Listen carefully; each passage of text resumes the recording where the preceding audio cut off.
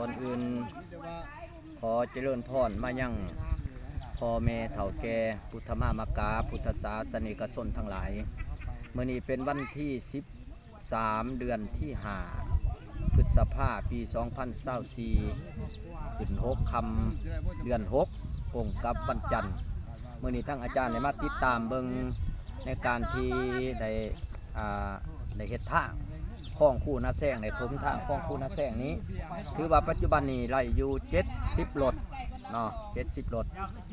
บัดนี้สิได้เอาไปอีกว่าซั่นซะสิเอาไปอีกนี่10รถเป็น80ดังนั้นจึงขอ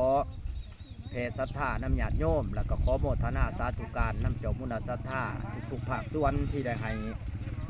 มาเป็นทรัพย์ทุนในการที่บูรณะเส้นทางคลองคู่นาแซงผ่านมานี้จำนวนเงินที่จะสิได้มอบไปนี่อยู่32ล้าน32ล้านจะสิได้มอบในมื้อนี้ดังนั้นทางอาจารย์จะสิได้สืบต่ออยากเอาอีก10รถเพื่ออยากให้มันพ่อไปแต่เฮือนแม่ออกจุนไปฮอดบัดธงพุ่นแห่ของพวกเฮา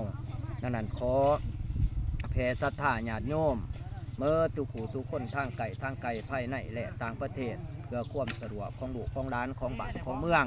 ทางอาจารย์ต่างหนาทางคณะสงฆ์ขอโมทนาสาธุการนำเจ้ามุนีศรัทธาที่ให้ความอุปถัมภ์คำสู้ผ่านมากก็มีครอบครัวพ่อออกเพชรไม่ออกปิ๊กหอมสมบัติเป็นเข้าพร้อมด้วยพ่อออกวิรัตไม่ออกคำแฝงพูนสีอยู่ทางสหรัฐอเมริกาแล้วก็ครอบครัวพ่อออกเวียงไม่ออกยิวศรีราวงศ์และครอบครัวของไม่ออกจันสนาจันกองศิลป์ครอบครัวไม่ออกคิมเวดีจันทพันธ์พร้อมด้วยสายบุญสายท่านที่ได้ฝากทรัพย์ขึ้นปัจจัยสัญญาทานมาห่วมสื่อดินแดงรักเศร้าซีมาถมข้องคู่นาแซงรังที่ญาติโยมเลยเห็นในปัจจุบันนี้และอีก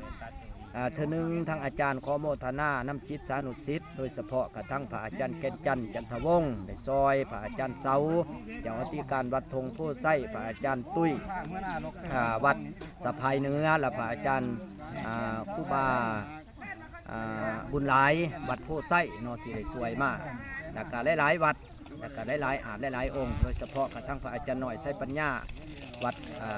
พุ่นสีไข่นครปากเซ่พระอาจารย์พิทูลวัดดอนโพสวยสื่อดินถมข้องคู่นาแซง